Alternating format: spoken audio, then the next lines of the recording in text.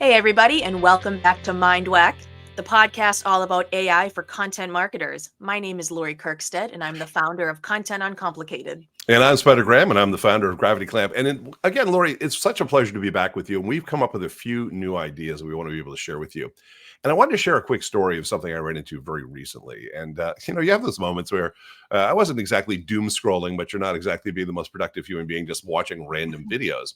And I saw this video for a musical group. And all I remembered, it was a very intriguing video. And all I remembered is there was a woman in skull makeup, and she was playing a snare drum in a snowy forest somewhere, in very stark visual images. And I remember really liking the song, but later on, I'm like, who did that? I can't remember who that was. So I said, you know what? Let me just hop onto Google and let me go and just look it up, because that's what I do. That's what we do. Let me share with you kind of what this experience looked like and see if I can replicate it fully here. I went to the Google and I said, hey, I'm trying to find something that looks kind of like this. So I said, let me see, music video. I got that part down. A woman, skull makeup, snare drum, snowy forest. How about that? So it's super vague. What genre is this? Well, that's a good question too. How do you define it? It was actually an instrumental.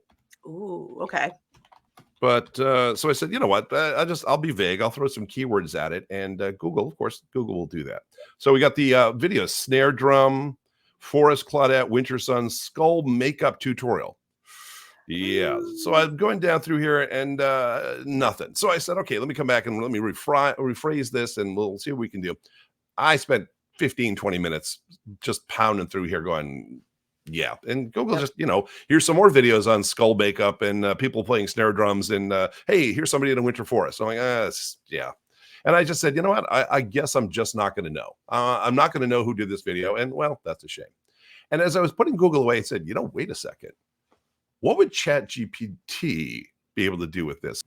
So, Lori, I'm going to use ChatGPT 4.0. It's actually not 4.0, it's 4.0, which is the newest release that we have. And it's about 4 times faster, apparently, than ChatGPT 4. And I've seen some very impressive stuff coming off. The cool stuff is not here yet, but there's some amazing stuff coming down the pike.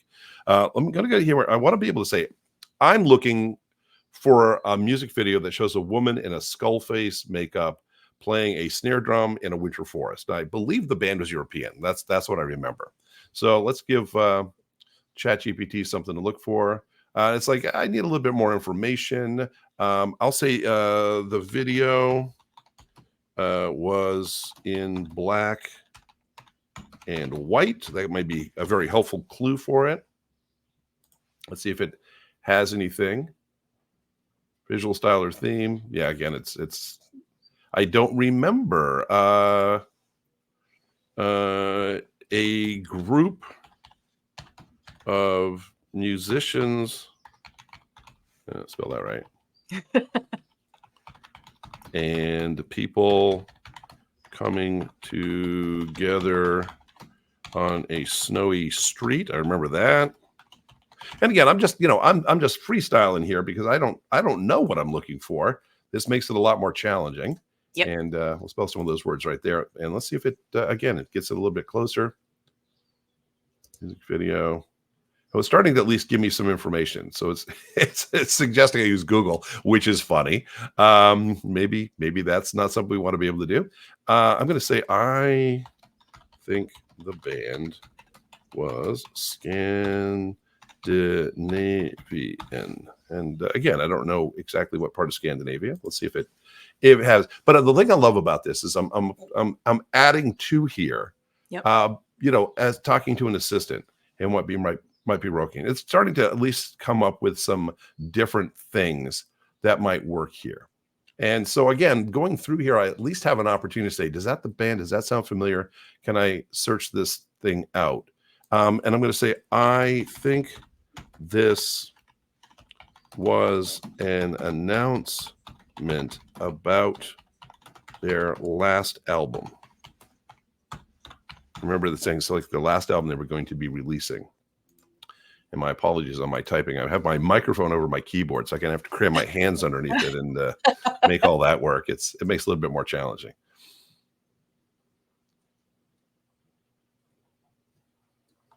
The music video you were describing sounds like Das som nu för alltid by the Swedish band Kent.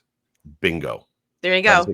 that's exactly what I'm looking for. And so then, oh, that's what that's exactly what it was. Now I don't speak Swedish, weirdly, it would allow me to go in. Now I could go back into YouTube or Google, look up Kent with this, found the music video Mhm. instantaneously. So, by the way, we'll put a link in the description below if you want to go see this amazingly interesting, cool video by the band Kent regarding the last album. But again, the thing by picking away at this, Mhm. instead of like, here's some more YouTube videos to look at, it worked with me. It said, okay, we're narrowing it down, but I still don't have enough information. I think there's some things we could really do to get in here. So, found this to be an amazing experience. And again, it's this paradigm shift, and Mhm. I try to be observant of these things. I've been in technology so long that I've kind of seen these moments. It's almost like raising a child. They're like, our baby walked for the first time today. It's a milestone and something you notice. And years ago, I was with my son, one of my sons, in the car, and we were talking about music, and he's like, have you heard this song yet? I'm like, I haven't. So he downloaded it into his phone while we were in the car, and I was just like, this is the first time we've ever done that we've ever had that opportunity where you could do, and now you can play the song for me and I can hear it while we're driving. And it just, I mark these things because, again, there's something to be said about, we look at the technology around us and we say it's always been this way, but we of course know that it hasn't. And No so when way. these things happen, where you say, okay, Google was this thing that I used all the time, and now Google's starting to not less be necessarily the 98-pound gorilla.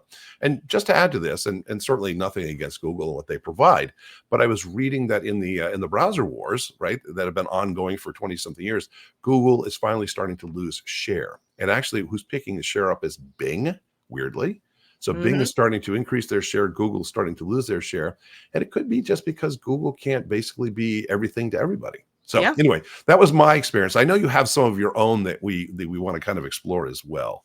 Mhm. And But you so know what I want to say about what you just found with this band is it's the interaction. I know that when I'm looking for stuff on Google and you get really frustrated, you just keep putting more input, and the same stuff comes back, and you don't really know what to right. change. I love that it's talking to you like a human. Did you consider this? What about this? I need X to do Y. And that's the way that people are getting all of their information now. Because, like you said, Google's the big behemoth. Like, I don't use Bing, I don't use DuckDuckGo, but I read the reports, I see they are getting more market share. But even for all of these entities, like the way that search is happening is changing across everything with AI. Like, you know how we always say, let's Google it? Now we're going to Right. say, It's yeah, ChatGPT it. it's become a verb tense on, let's go find information on that. Yeah. And again, there's nothing wrong with it, but I think we're getting away from this idea of everything being keyword driven and Yes, to exactly. more of content or concept driven. And again, I'm asking a friend who knows a lot more about a topic than I do to help me find an answer. And the thing is let's be honest. A lot of times when we look for things, we're really vague. And if you go into Google and kind of, look at what people are typing, sometimes it's really weird. It's Yep. really weirdly vague because they don't know how to actually ask the question to get the answer that they're looking for first time. Someone once said the best place to hide a dead body is on page 2 of a Google search, right? Because nobody goes to page 2. They're like, I don't see it here. Let me refine my search. But we've kind of been trained to learn how to go in and say, let me ask for it a different way. But Yep. oftentimes when we start asking for things, we don't know how to ask the question the right way. And I think ChatGPT is going to give us a lot more leeway to kind of be vague for a while and Yep. help us home in on what it is we're looking for over time. Yep. And the big thing, it's not, we don't just have one source of search now. Like, that's the big takeaway here is, like I said, I don't use anything other than Google, but I mean, other than, Google in terms of my search engine. But Right, right. anytime I have a question, I go to ChatGPT. So whether it's ChatGPT or you're using Perplexity or you're using any of these, people are having different resources because the number one thing is they're far more interactive and the tailored responses. That's what it is. But, half the, I mean, we don't have them always right now. It's like, show me the source of this. Maybe they can't give it to you. So then you cross reference it. That's right now. That's right now. Who knows what's going to happen 3 months from now? Well, exactly. And by Or the way, tomorrow. 3 months in AI was formerly 7 years in anything else that we've done technologically. Yep. No, I think you're right. And I know tools like Perplexity will allow you to go and they will cite their resources. So if you want to follow up and verify that they're, this stuff is accurate, Yeah. you're not pulling stuff off of some, delusional tinfoil beanie wearing dude's, conspiracy site or whatever, it gives you that insight. But anyway, you had a few things that you wanted to talk about as well in your experience. I did. All right, let I me pull this up and let's see what we have here. Excellent. Okay, so I've been thinking about SEO a lot in terms of content creation and its impact and AI's impact on it. And I kind of boil it down to two things. Okay. On one side of the coin, AI is undeniably impacting SEO. You can do better keyword research, have more personalized results, and it's great for us, people who are running businesses. It's probably not so great for Google because, like we said, they had everything and now they're having challengers. But the thing that we really aren't considering is they're losing their advertising revenue. It's not that they're just concerned about the best search results. When you are the gateway to the world of the internet and you're pretty much number one for a long, long time, you don't have anyone challenging you. So maybe, I'm not saying Google's not innovative, but they wouldn't have grown to what they are today without this ad revenue. And I don't see how they can maintain this level moving forward. And somebody nipping at their heels. And let me just add to that, Lori, because I think this is going to be very important as a kind of a paradigm shift. Mm-hmm. For Google for forever, it's always been keyword driven. And what's that meant for content creators is that they go and they load their websites and their landing pages and their content with as many of the keywords that relate back to them so that Google will find them and drive traffic to them. But I'll be honest, I think sometimes the use of those keywords is really disingenuous because it doesn't allow the brand to tell their story accurately. Yes. Because they're so busy worrying about how to game the SEO on this that they kind of go down those paths instead. 100%. Like, this is the next stage of SEO evolution. Like, it's not just about ranking anymore. You need to create content that engages in the natural conversational ways that AI can understand and prioritize. We don't know exactly the rules for everything, but the number one question people ask is, so does that mean SEO is still relevant? Does SEO matter anymore? And if you're going to ask me right now, it's like, yes, do not assume SEO does not matter. With everything, it will change it. It will not eliminate it. And we're seeing that, of course, with Google search results now, because Google is also using their AI to come up with a blended version, which is not based upon go to this website. This is the best choice for your query. And instead, here is a combination of things. I'm going to try to explain and answer your question without actually pointing out a specific resource. 100%. So when I'm thinking about this, I think of the areas of evolution in terms of, so we have continued importance of quality content related to, our first episode. Make sure your content's good, your messages are relevant. That's the number one thing. Always adhere to the tenets of quality content marketing. I also read that AI tools will start to influence rankings more significantly. None of us who, don't work with these businesses know the how. We're just hearing these indicators that these tools have power and they will influence rankings. Again, we talked about natural language processing.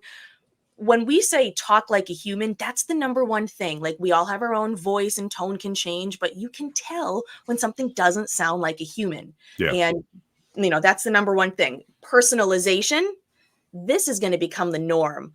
I think in terms of the right content for the right people, that's just going to go at hyper speed now. Now you can have like one-to-one personalization almost. Which is what which is, as a should be. marketer, it's what the idea of mass marketing is the most wasteful thing in the world, trying to reach everybody with a single message that's not going to relate to most of them. And you're right. If we can personalize the message and everyone who receives it has something that says, this is actually about me, what a game changer that is. Yep. And then the last one is just bringing this all together is multi-platform optimization. Like, it's no longer just about Google. We don't know what's going to exist, but we know that it's not just putting all your eggs in one basket anymore. So when I think about, all right, SEO is not going to change. Let's go back to the one side of the coin. I said, how can we use AI tools right now as content marketers to help us do our jobs better? All right, Spider, I have 2 tools that I want to share this week. So let me pull this up. Okay. So going back to what I said to you before, there's two sides of the coin. It's good for us, might be bad for Google. Let's talk about what's good for us and some tools we can use right now that show the power of AI with content marketing. All right, so this first one here, this is called Surfer SEO. I like this because it's helpful with the on-page SEO, and interestingly, it provides the real-time feedback while writing or editing content. So as you can see here, it has your current score. That's super useful for me. I want to know right now, where do you think this ranks? Not So it's kind of like a health score of just we're exactly. doing an analysis and you need some work over here. Yep. So I really like this for working on an individual project, but there's also this is called Market Muse. So let's see. If you want to focus on a tool with a more comprehensive planning and creation focus, I recommend Market Muse. It helps with generating content briefs, topic modeling, and the thorough coverage of topics, all that fun stuff. But how AI is related is it uses AI to identify the related subtopics and provides those optimization suggestions. So, what I wanted to show you right here is some of their copy that really speaks to me. It says, "We live at the intersection of AI, SEO, and content strategy. There's no such thing as SEO content anymore." They talk Mhm. about the Hummingbird update in 2013. It's, like you just said, Spider relies less on keywords and backlinks and more on AI to measure comprehensiveness, authority, user intent. And see this line in bold here? It says, "Since then, the job content teams have to do has only gotten more complex." Sure. Amen. Absolutely. So, the most truly useful AI solutions to help them navigate this world were accessible only to those with technical skills or big budgets to use them. This goes back to what we talked about in another episode of demolishing that barrier to entry. These tools only should not be for a certain group of people. That's why we built Market Muse. That's why I like that. It's accessible, it's related to content, and it uses AI in a way that's going to help you enhance content, not just say, "We wrote this for you. Get out of here, writer." Right. Well, and again, I like the idea of maybe I'm a purist when it comes to marketing, but the idea of the marketer being able to focus on their core competencies as a business and to be able to create content that is interesting to their audience and not constantly having to do so to impress the search engines. It 100%. is that always a requirement. Yep. So those are two tools. Surfer SEO to work on an individual project, long-term planning, Market Muse. Check them out. I recommend them. Well, and that's fantastic stuff to know about. And again, there's so much. I mean, the conversations we're having, and the thing about AI, which is almost horrifying sometimes, is just the amount of like new AI tools dropping. Google had their big meeting yesterday. I guess it was today. Yesterday, I haven't seen the news because I've been doing other things. But just everyone's dropping new stuff, and we're going to be picking up some of these different tools and doing our best to kind of give you a quick overview of what they are, what their value proposition is from a content marketing standpoint in the future. But there's just so much going on. And I'll tell you the one thing that I recognize, and I think it's something just worth being aware of, is that there are a lot of AI solutions out there that are built upon things like ChatGPT. And the problem with that is when ChatGPT releases ChatGPT 4.0, anything that was built on ChatGPT 4 kind of becomes irrelevant. And so it's really going to be very weird to just watch this kind of like, kind of the building of the village, and then suddenly the village collapses into rubble as something new comes in, and then it builds up again. And I've seen this before. I saw this with, because I'm old, I saw this with cable companies. I mean, at one point there were, something like 85 different cable companies, and they just ate each other until we get down to a handful. Yep. We saw this with social media companies. We saw just the acquisitions and the mergers and acquisitions that are going to go on in the next few years are going to be incredible. We're going to end up with a couple big monoliths. Will it be Google? Will it be Microsoft? Will it be ChatGPT? Will it be Will it be Meta? DuckDuckGo? I mean, you never know who's going to rise from with a better solution. I mean, I'll be honest with you. 3 years ago, I'd never heard of ChatGPT. Yeah. Or OpenAI, and suddenly they are up there, a player with the big guys. So anyway, it's fascinating to watch this evolution, but I think it's also going to be. I'm taking with a certain level of caution of we're not there yet, and so as we continue our journey forward, we're going to find ourselves kind of looking at technology that's going to pop up for a moment, and everyone's going to go, "That's cool," and then it's just Cool. going to go away again Yeah. because Yeah. it doesn't offer a full enough solution. And then you have everyone who you split the field of this is okay, or everyone who's hyperbolic of like SEO is dead. Like, you can't just jump to that point because We're we are not there people. yet. We're always going to want to find information. We need to know. We need some sort of mechanism to rank it and to prove authority. Authority and needing to trust information is never going to go away. It's Right, just right. how we find it is different. And trust is going to be such a huge part going forward. And as we talked about in one of our last conversations, this idea of kind of, creating content that is going to be safe, or sources that feel safe because they're not compromised, because they're not, driven by money or whatever. It's going to be huge. It's going to be huge for people to I want to go someplace where when I read something online, I'm not going to go, is this true or is this totally made up? I don't know. Yep. There we go. Well, as always, Lori, it's such a pleasure to be able to hang with you and talk about important things like this. But I'm hopefully the folks who are watching this are getting something out of our conversations and enjoying the trip as well. But anyway, that's all we have time for this week. Again, I'd like to thank my co-host, Lori Kirksted, for being here and being brilliant as usual. And I'm Spider Graham. And again, we'd love to be able to have this conversation with you on a regular basis. We are posting these up on YouTube. So if you want to be part and be alerted when these drop, hit that subscribe button. And that will help us to remind you to tune in whenever we have something new to share with you. Anyway, that's all we have for this week, and we'll talk to you real soon.